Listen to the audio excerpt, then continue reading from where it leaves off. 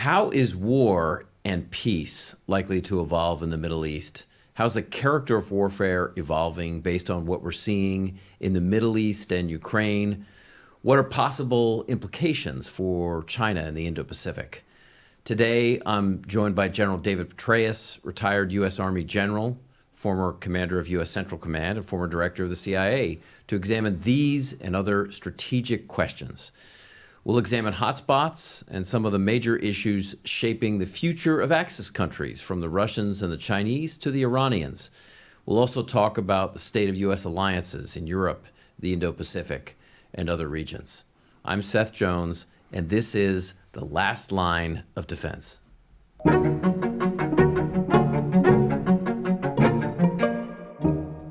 I wanted to start briefly with the situation as it's unfolding in Iran. What's your general overall assessment of how the situation is going and where it is potentially headed?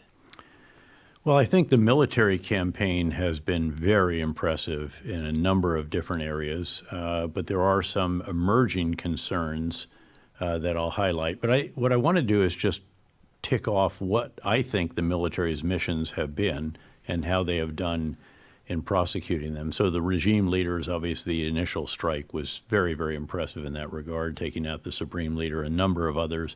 That has continued to a degree. The taking down of the Iranian air and missile defenses, again, equally impressive. A lot of that was done back in the 12-day war, air war, last summer. But this was crucial, and it was crucial that it be done early on so that we could use not just stealthy aircraft and maritime and air-launched cruise missiles, but so that we could bring in the big heavy hitters, if you will, the non-stealthy B-1 and B-52 bombers, some other non-stealthy fighters, in addition to the F-35 stealth fighter bomber and obviously the B-2 stealth bomber. So again, I think very impressive in that regard. We've been going after the missile launchers, missile stockpiles, and now even missile manufacturing sites equally impressively.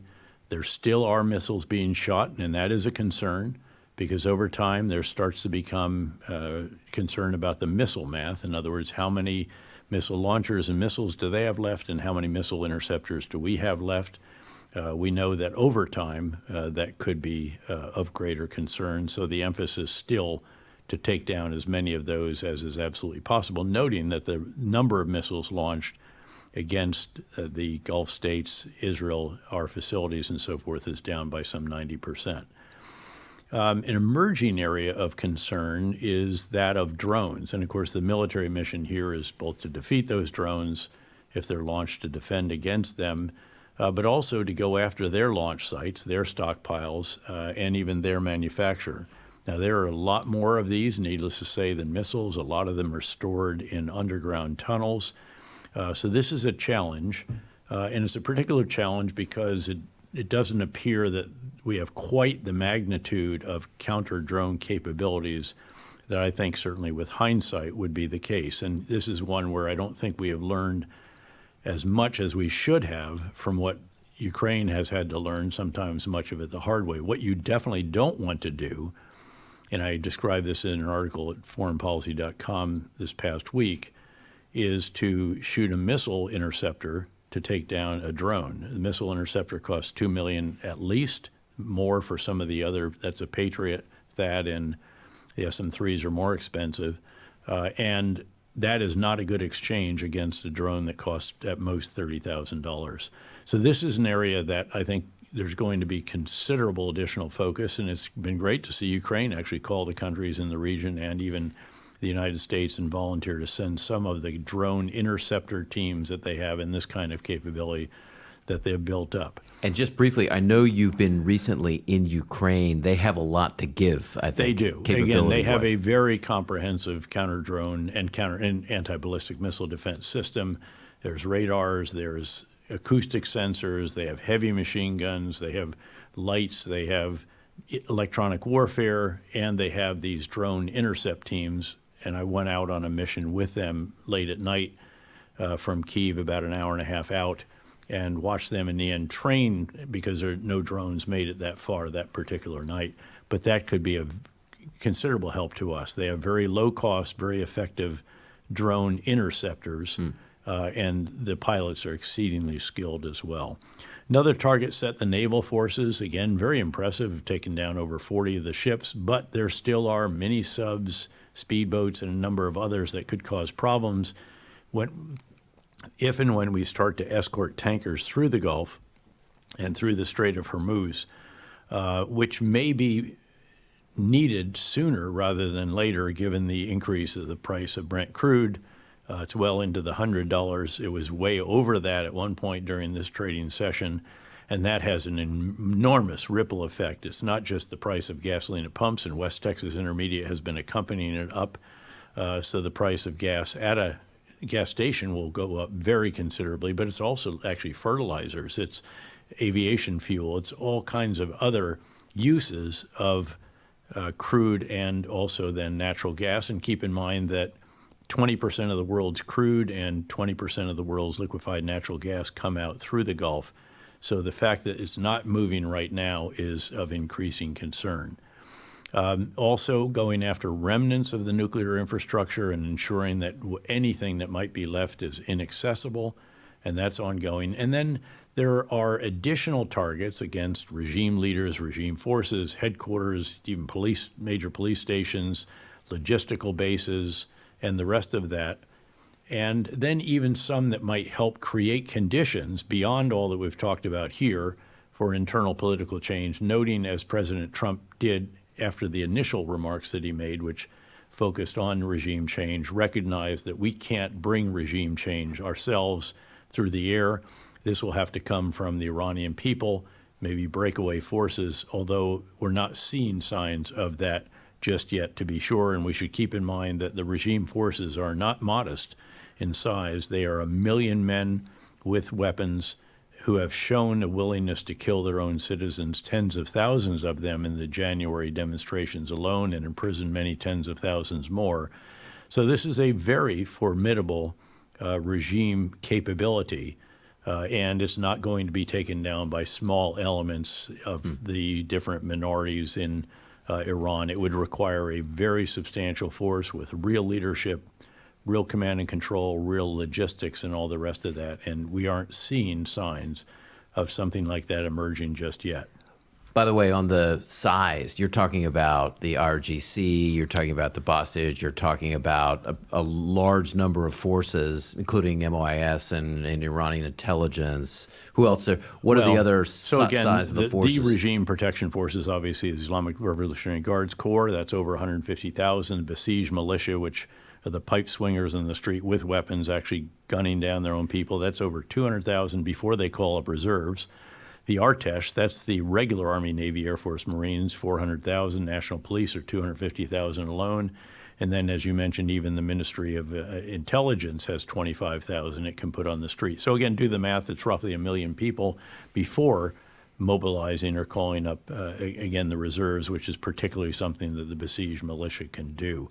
Very, very substantial force to be taken down if they all remain loyal. And that's not implying that all will, but it would take an awful lot to defect, to take down such a substantial force. And we, of course, just had a new supreme leader selected.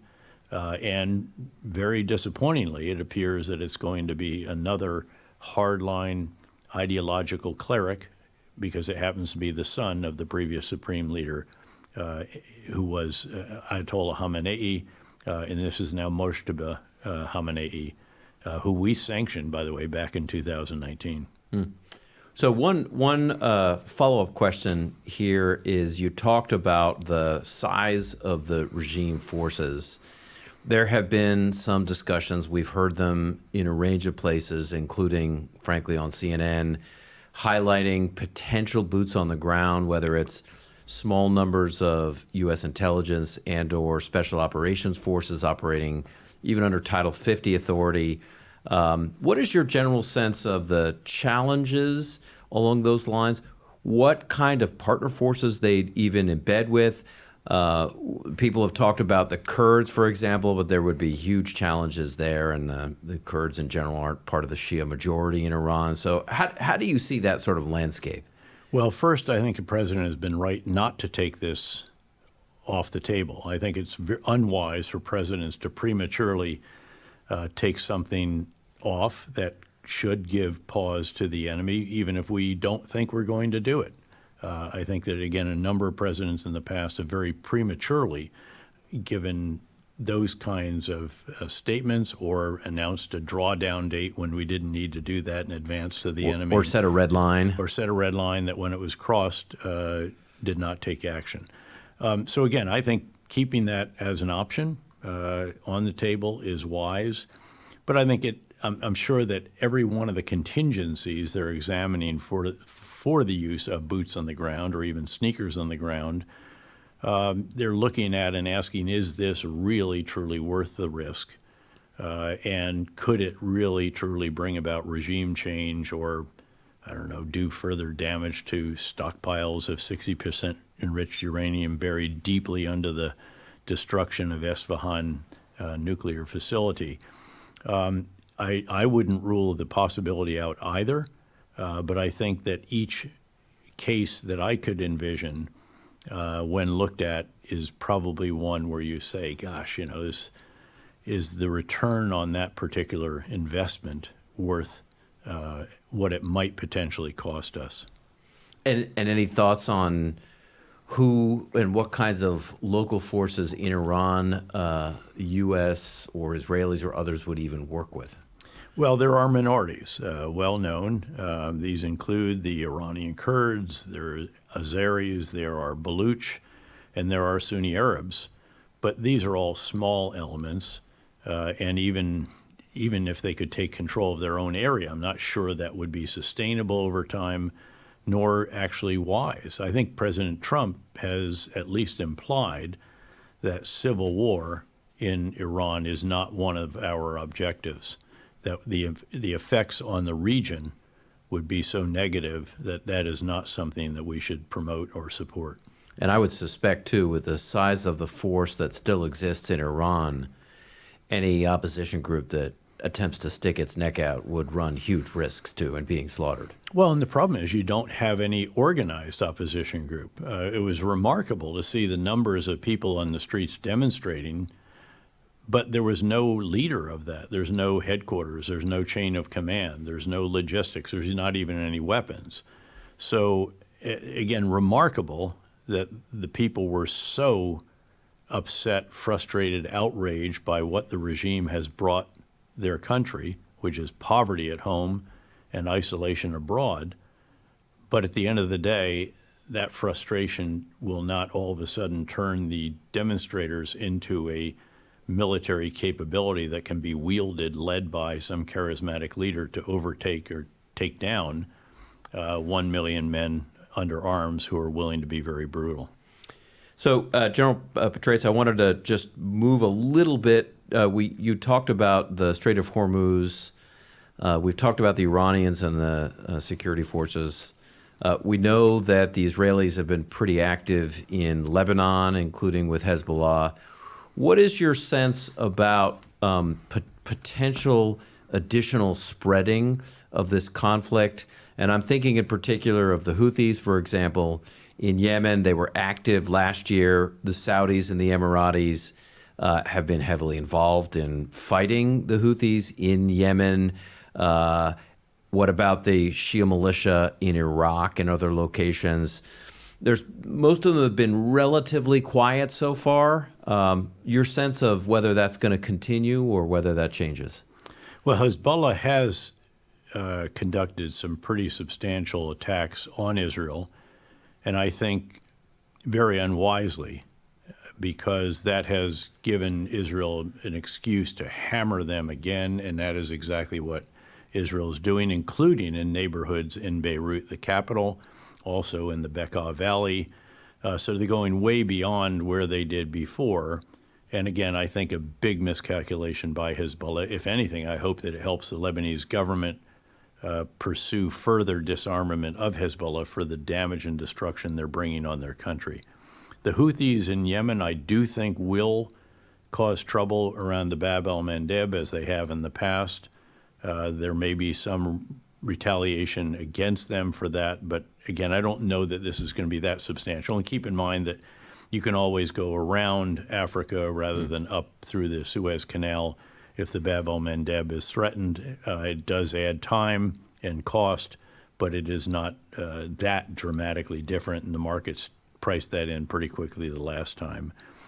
Hamas, of course, is very much contained by Israel. They're still roughly the same size they were at the outset, but much, much less capable. And certainly I don't think want to give Israel any more excuses for hammering them in that part of Gaza where they still are the most guys with the most guns. The Iraqi Shia militia have been carrying out some attacks, in some cases, I think, at bases where we no longer have forces. I'm not sure they got the news flash that we had evacuated, but not in vast numbers. There's been some reaction to them. There have been strikes on their locations throughout Iraq and so forth. But this is not by any means a game changer. It is very, very irritating. It's frustrating. It's difficult, and it could cause casualties. But it is not by any means the main event. And then, of course, Syria is no longer an ally of Iran. It's a huge loss for Iran because it deprives them the land route to go from Iran through Iraq, across the territory of Syria, and then down into the Bekaa Valley into southern Lebanon to help reconstitute Hezbollah. So that is no longer possible for them. It's a strategic shift, even as we watch the new leader of Syria, Ahmed al-Shara, who, interestingly, was a detainee in Iraq during the surge when I was the commander, and quite an interesting interview when I sat with him on stage at the UN General Assembly last year and discussed his rather circuitous route to the presidency of this country. Indeed. Just wanted to add one more question, since there have been some concerns about the Islamic Revolutionary Guard's Quds Force activity, yes, and threats even outside of the region. I think when you were CIA director, there was the plot to target the Saudi ambassador at Cafe Milano. That was the case in which the Quds Force operative tried to hire a hitman in Mexico, and happily the hitman he hired was a drug enforcement agency source. So his direct flight from Mexico City to Tehran made a little detour, landed at Kennedy International Airport, and the FBI was waiting at the ramp of to take him off that plane. Any sense, though, about the threat posed by the Quds Force? Well, I think it is one about which we should be concerned. Over the years, they have demonstrated a capacity to carry out an attack in Southeast Asia and Eastern Europe and Latin America, have tried again in North America. And it's an ever-present challenge, but I think not a very significant one. The cyber threats, I think, are more significant, but those are generally actually against individuals. In fact, I've been a target of those. Certainly, we should be very wary. There have been assassination plots. I think that the former Secretary of State, Mike Pompeo, was a target of one of those.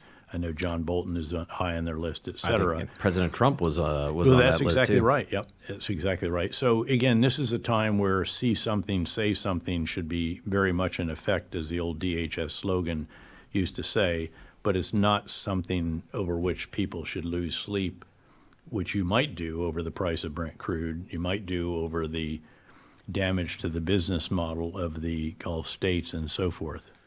So we have mentioned a little bit the Russians. What the Russians are doing to help Iran target our facilities, our bases, and civilian infrastructure in the Gulf states should be more than enough to be a catalyst for the final vote on the sanctions that are sitting in the Senate. That Lindsey Graham is supportive of. Senator Lindsey Graham supports it. 90 of 100 senators are supportive, and we need to get that approved in Congress and to the White House for signature, because this is the best evidence yet of the kind of malevolent activity that Russia is pursuing against us, not just against their neighbor, Ukraine.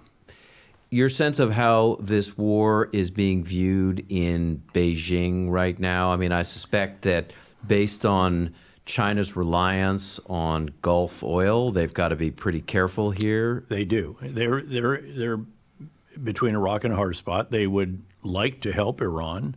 They have some degree of affinity for Iran, as they do obviously for Russia and North Korea. But at the end of the day, the bulk of their oil comes from the other side of the Gulf, and they certainly cannot be seen as providing weapons to Iran for use against the Gulf states or even American bases on their soil. So they're essentially offering rhetoric, but not much else.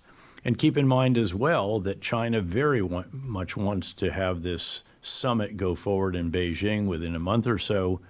And both sides, actually, U.S. and China, are being fairly cautious in what they say and what they do. For example, the U.S. has delayed the announcement of a $12+ billion arms sale to Taiwan to make sure that the summit goes forward. And China is showing some degree of similar restraint in that regard.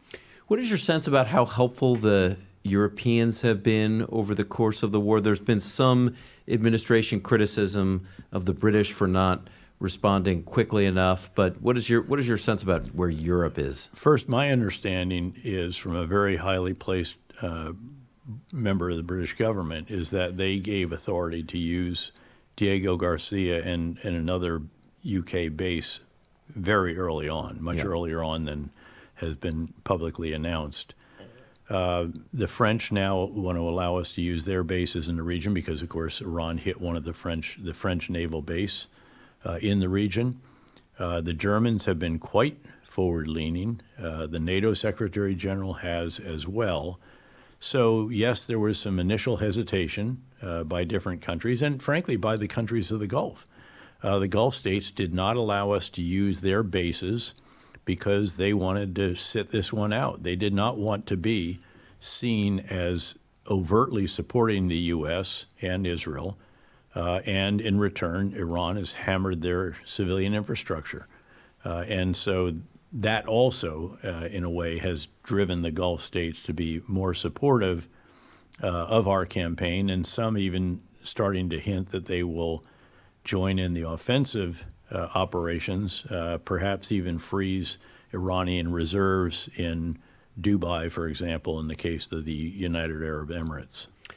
I mean, it is worth noting that the U.S.'s NATO allies, as well as American companies operating in the region, were not given a heads up, understandably, that the U.S.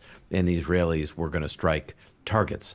So there was exquisite intelligence, and if there had been early warning to, again, even the embassies about what was going on, it would have rippled out. It would have eventually leaked, and it might have prevented acting on this precise intelligence that appears to have been in place when the initial strikes were launched.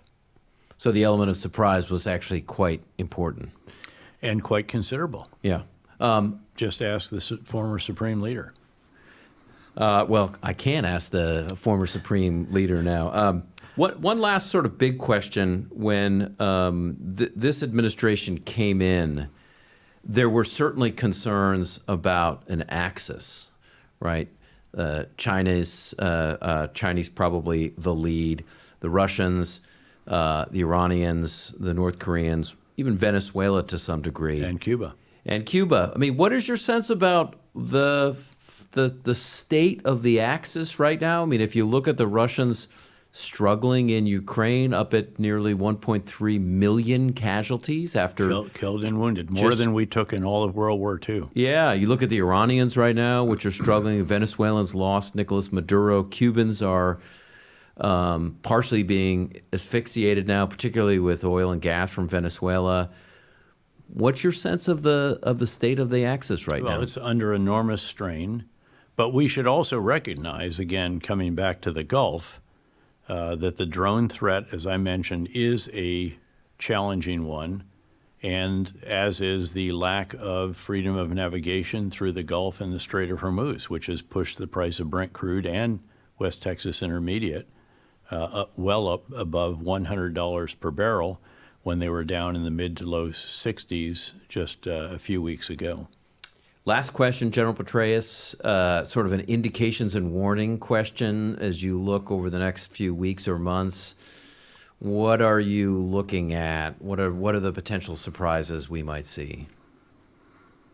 Well, again, I'd love to see the U.S. join the EU and substantial sanctions on Russia, which would put enormous pressure on their economy, even though they're getting a windfall out of the increase in oil prices. They were supposed to be limited, those prices, for Russian oil and gas. I think we're going to give an exception to India, who had agreed to buy much less, but now because of concerns about the market price, there will probably be an exception for India and so forth. And so I'm worried that could give a new life economically to a Russian economy that is going to run out of its national welfare funds this year, which it's been using for its military-industrial complex, and struggling to a degree to recruit and to sustain this war, even if they do achieve very incremental gains, but at extraordinary losses. Again, what we need to do, if we want serious negotiations about a cessation of hostilities, it has to start with